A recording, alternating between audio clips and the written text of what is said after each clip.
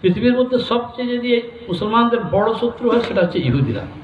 এর একটা কারণ আছে শোনা, ওদের একটা আশা ছিল যে শেষ ভববাদী বা শেষ প্রফেট ইসহাকের বংশে আসবে, কিন্তু তিনি এলেন ইসমাইলের বংশে, যার জন্য তারা আজও অপেক্ষা করছে যে ওই ভববাদীটা আসবেন, প্রফেটটা আসবেন, কিন্তু তাকে বলা হচ্ছে যে তিনি এসেছেন।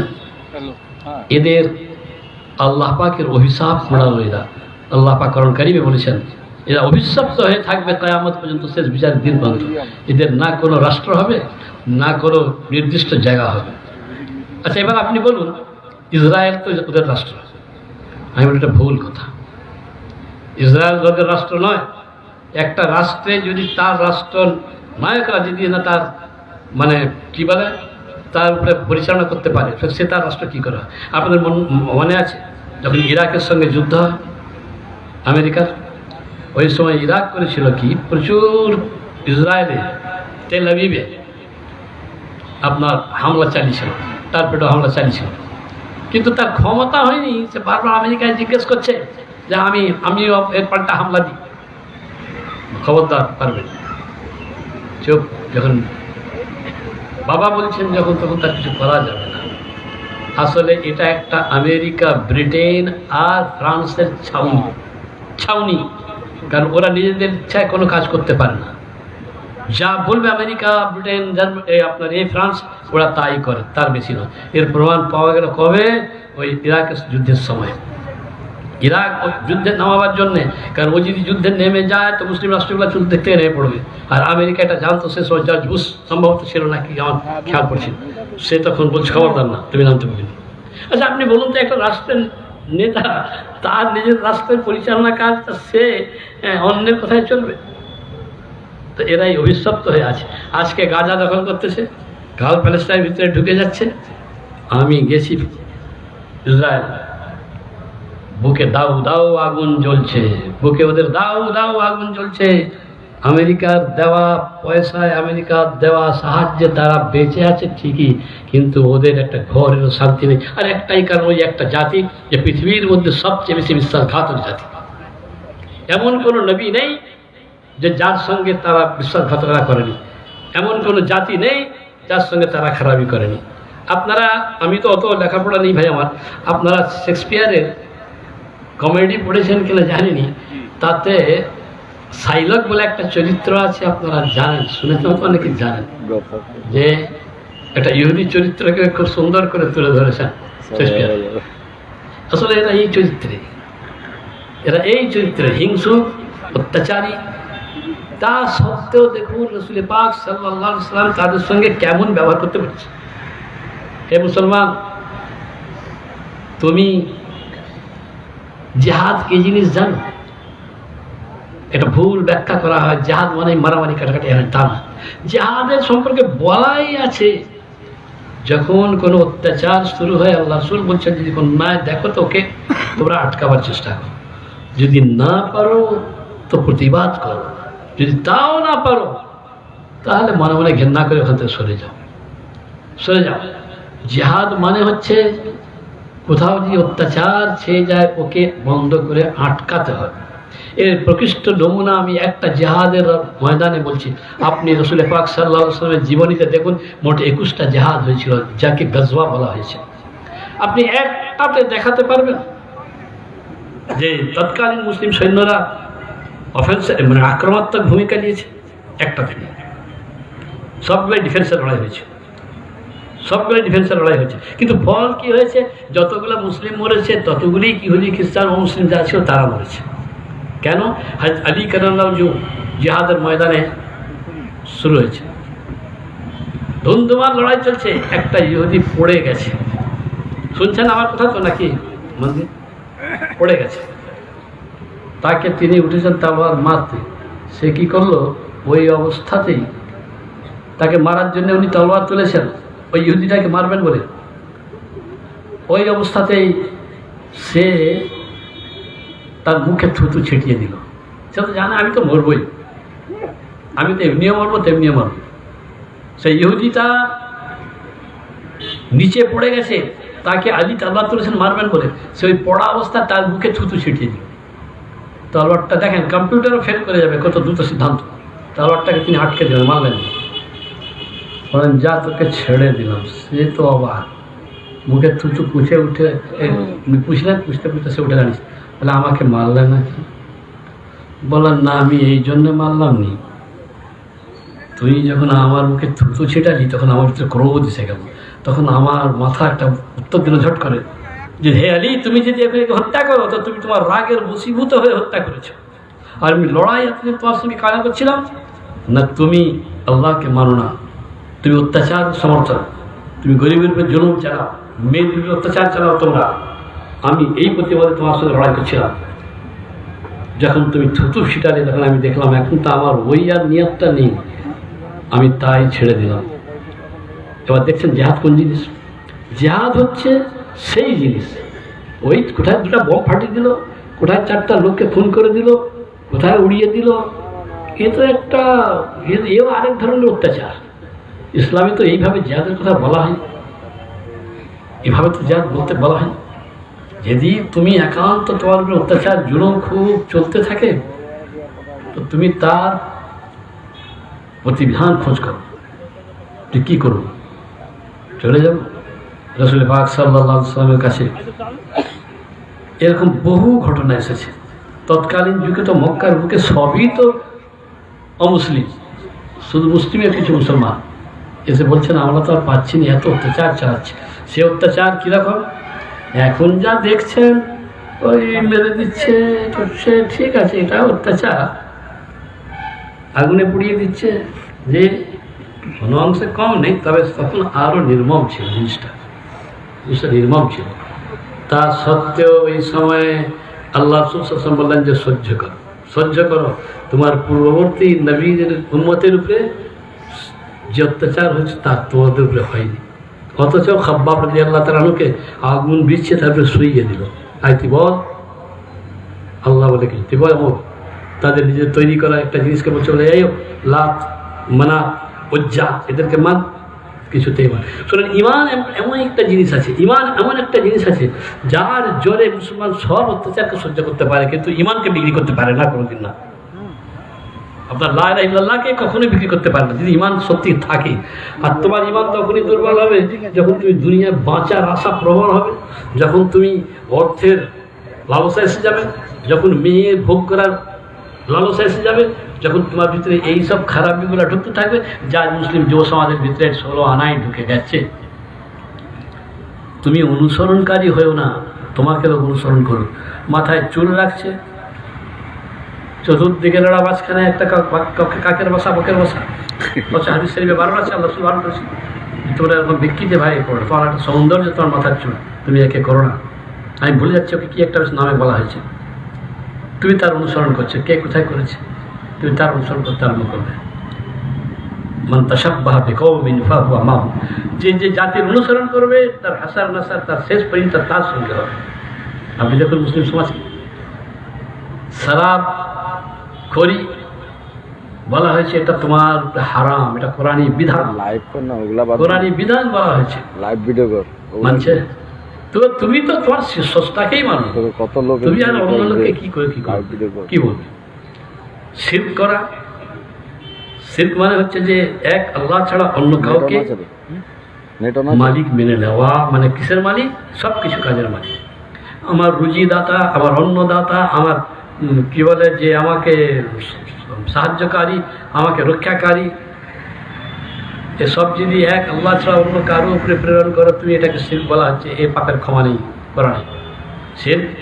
দ্বিতীয় হচ্ছে ব্যভিচার, তৃতীয় হচ্ছে বাপ মার উপরে অত্যাচার, চতুর্থ নরহত্যা, পঞ্চম হচ্ছে যে কোনো হাবা গোবা মেয়ের নামে মিথ্যা অপবাদ দেওয়া। এ পাপগুলোকে কঠিন মহাপাপ বলে বলা হয়েছে। আপনি বলুন, আছে 22টা মোট আছে, আমি আপনাকে 5টা বললাম। এবার আপনি বলুন, এখন যদি মুসলিম যুব সমাজের কাছে তাকাই তো তুমি তো গান বাজনা সুর কণ্ঠ এসবেই বেঁচে আসছো, আর ওদিকে যখন ডাকা হচ্ছে হাইয়া আলাস সালাত, নামাজের জন্য আসো। নামাজটা কি? তুমি কাজের ভিতরে থেকে তোমার মনটাকে কনসেন্ট্রেশন অফ মাইন্ড করার জন্য তুমি দাঁড়িয়ে গেলে, উজু করলে মুখ হাত ধুয়ে একাগ্র চিত্ত দাঁড়ালে, তুমি কার সাধনা করতেছ? যে তোমার তো কোনো মানে আকৃতি নেই, তোমার তোমার রবের তোমার তোমার মানে কি বলে এর তো কোনো আকৃতি নেই। একটা নয় চারটা পাঁচটা আকৃতি থাকলে তুমি কার চিন্তা করবে, কাকে দেখবে, কে করবে? তুমি তো জানো সেই পরম সত্তা যিনি আমাকে দেখছেন, আমি যদিও তাকে দেখতে পাচ্ছি না। এরপরে হবে কি তোমার মনে একটা প্রশান্তি আসবে। তারপর তুমি বাজারে বসে বসে তাস পিটতেছ, তুমি বাজারে বসে বসে কি হচ্ছে ক্যারাম পিটতেছ। অথচ দেখেন এই তাস খেলা সম্পর্কে মুসলিম শরীফের একটা হাদিস শরীফে একটা কথা বলা হয়েছে ব্যাখ্যাতে, এটা এক ধরনের হারাম। কেন না, এই খেলাটা শুরু হয়েছিল ক্রুসেড, জানেন ক্রুসেড বলে একটা ইতিহাসের ঘটনা আছে, যে কনস্টান্টিনোপলের পরে কি বুঝাবো, আমার আসলে এই জন্যই তো বাস করি। বাদশাহ সালাহুদ্দিন আইয়ুবী যখন বাইতুল মুকাদ্দাস, যেটা ইসরায়েলের সঙ্গে গোলমাল এখন প্যালেস্টাইনে, ওটায় রাজত্ব করছেন, তখন সারা খ্রিস্টান জগৎ মানে যত ইউরোপের মধ্যে খ্রিস্টান জগতে সব এক হয়ে 2 লক্ষ সৈন্য জোগাড় করে মুসলিমদের বিরুদ্ধে পাঠালো প্যালেস্টাইনে লড়াই করার জন্য। সালাহুদ্দিন আইয়ুবী 25,000 সৈন্য নিয়ে সব খেলছে ভাই, তারা চলে গেল। সেই রাগ ওদের এখনো রয়েছে, ওই রাগ ওদের এখনো রয়েছে, যার জন্য যখন দ্বিতীয় বিশ্ব মহাযুদ্ধে যখন সিরিয়া আর বাগদাদে ঢুকে পড়লো, তখন একজন ইংরেজ সেনাপতি সালাহুদ্দিন আইয়ুবীর কবরে যে লাথ মেরে বলছিল, এই কুত্তা সালাহুদ্দিন দেখ আমরা আবার এসে গেছি। কবেকার জিনিস কবে মনে রাখছে? দ্বিতীয় বিশ্ব মহাযুদ্ধই আপনার 47-এ 41-এ 42-এ এরকম টাইম হয়েছে, আর এটা হচ্ছে 1,500 বছর আগের ঘটনা। তো ভাই তাদের ছিল ইমানের জোর, তাদের ছিল ইমান যে আমার রুজিদাতা হচ্ছে আল্লাহ, আমার মৃত্যুর ভয় কিসে? তুমি মরার আগে যদি মরে যাবে, তুমি ফের কি ইসলামের খিদমত করবে? জাহাদের নাম করে তুমি গুন্ডামি করবে। যে সেদিন আমাকে একজন বলছিল যে লাভ জাহাদ বলে একটা কথা বেরিয়েছে, লাভ জাহাদ, আসলে এই নামের তো কোনো জিনিসই নেই, এরকম কোনো ওয়ার্ডই নেই, লাভ জাহাদ বলে কোনো ওয়ার্ড নেই।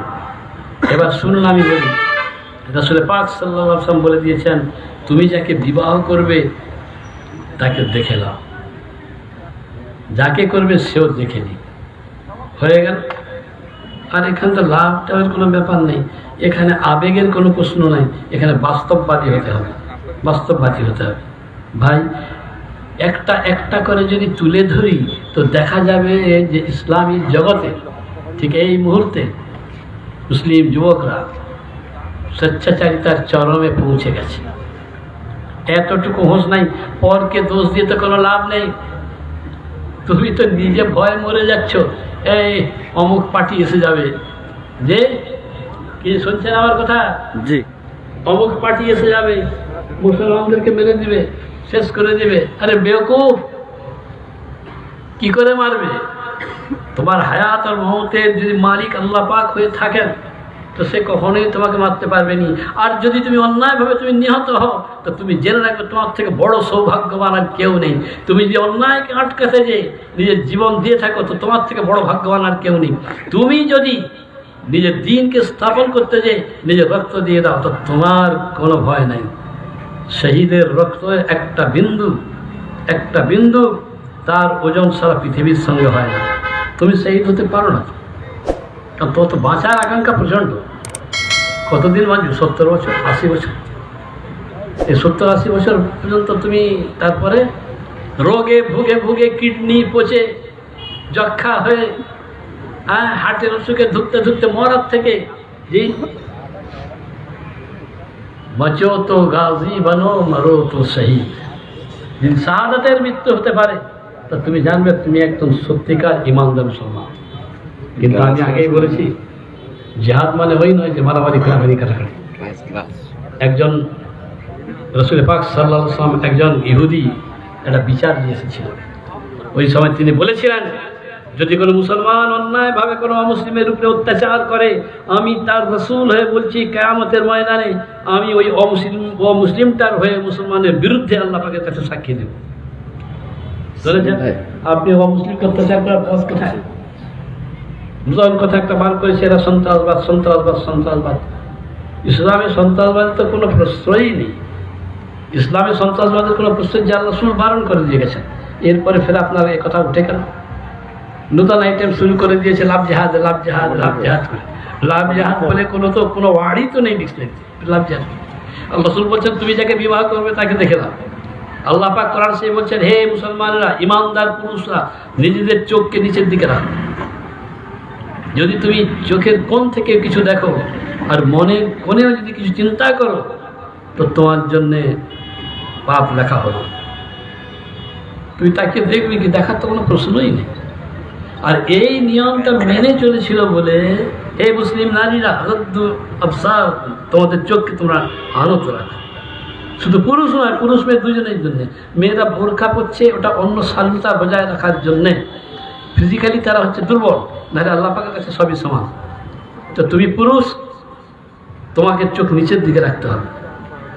গজওয়ায় সম্ভবত এর জেহাদের পরে একজন ইহুদির খ্রিস্টান মেয়ে ছেলেকে রাস্তাতে একজন মেয়ে তার স্বামী কোথায় চলে গেছে, ভয়েতে পালিয়ে গেল, আর সে মেয়েটি একা পড়ে গেল। জেদ্দার দিকে সে যেতে যেতে রাস্তায় একটা দেখছে ঘোড়সওয়ার আসতেছে। তাকে দেখে মেয়েটা ভয়টা তার উঠ থেকে নেমে চুপ করে দাঁড়িয়েছে, উঠে গেছে। সে ঘোড়সওয়ার এসে দাঁড়িয়ে নামলো, বলো আপনি কে? আপনি বলে আমি একজন মহিলা। বলে মহিলা তো বুঝলাম, কী ব্যাপার? বলে আমার স্বামী কোথায় চলে গেছে, আমি জেদ্দার দিয়ে। ভালো ভালো ভাবছে যে এবারই মানে আমাকে কিছু বললো। তো বলছে যে আপনার স্বামীকে? বলে ও সে তো সেনাপতি ছিল না ইহুদিদের। বলে হ্যাঁ। মেয়েটা থরথর হচ্ছে ভয়। বলে ঠিক আছে, আপনার কোনো চিন্তা নেই, আমি নেমে যাচ্ছি, আপনি আমার সওয়ারিটা চাপুন চাপুন। দড়ি ধরে টান সে নিয়ে যাচ্ছে। দুদিন পরে জেদ্দা বন্দরে পৌঁছে সে বলছে আপনি ওই দিক দিয়ে আপনার যেখানে যাবার আপনি চলে যান, আমি যাচ্ছি। মেয়েটি পরবর্তীকালে বলেছে যে আমি অনেক লোক দেখেছি, এইরকম একটা লোককে দেখিনি। যেভাবে বলেছিলেন যে কারণ ও তো কোরআন পড়েছে, এই জন্যেই ও যে কোরআন পড়েছে এই জন্যে সেই যে সময়কার পরিসরা বলতো লা তাসমাউ হাযিহিল কোরআন, তোমরা এই কোরআনকে শুনো না, এ তোমাদেরকে কি করবে, বিজয়ী হয়ে যাবে তোমাদের উপরে। পরে দেখুন ইতিহাস। তো যদি যুব সমাজের চরিত্র এটাই হয়, আর তুমি রাস্তার রকে বসে বসে কোথায় কোন এক সুন্দরী মেয়ে যাচ্ছে তাকেই করবে, তোমার পাশের প্রতিবেশী একটা মেয়ে ছেলে তাকে তুমি উল্টা সিধা বলবে, তোমাকে আমি মুসলমান কী করে বলতে পারি? কী করে বলতে পারি আমি? তুমি তো আল্লাহর আইনকেই মানতেছ, তুমি তো আল্লাহ পাককেই মানতেছ না। হে আল্লাহর বান্দাবান্দিরা, এখানে আমার বলার উদ্দেশ্য হচ্ছে একটা জীবনী নিয়ে আলোচনা করতে বসছেন, তিনি কি বলতে চাইছেন সেটা শুনবেননি, খালি তার কারামতি অলৌকিক মানে মজেদা অলৌকিক অলিক কাণ্ড ঘটনা এসব শুনতে লাভ নেই। এসব শুনেন উৎসাহের জন্য শুনুন, যে উৎসাহ পাওয়ার জন্য, কিন্তু তার আগে আপনি শুনুন যে তিনি কি করতে বলে গেছেন, তিনি কিসের জন্য বলেন। আপনারা একটা বহুল ঘটনা শুনেছেন, আমি আরেকবার বলতেছি। মক্কা যখন বিজয় হলো, আপনারা জানেন পৃথিবীর ইতিহাসে ওই একটা লড়াই আছে যেখানে একটা মানুষ খুন হয়নি। মক্কা বিজয় হলো, রাতের বেলায় মদিনা থেকে মুসলিম সৈন্যরা এসে পাহাড়ের উপরে উপরে, মক্কা সিটি চতুর্দিকে পাহাড়ে ঘেরা সব রয়েছে, দূরে দূরে সব। আবু সুফিয়ান বেরিয়েছে বলে কিসের আলো জ্বলছে, কানা ঘুষা শুরু হয়ে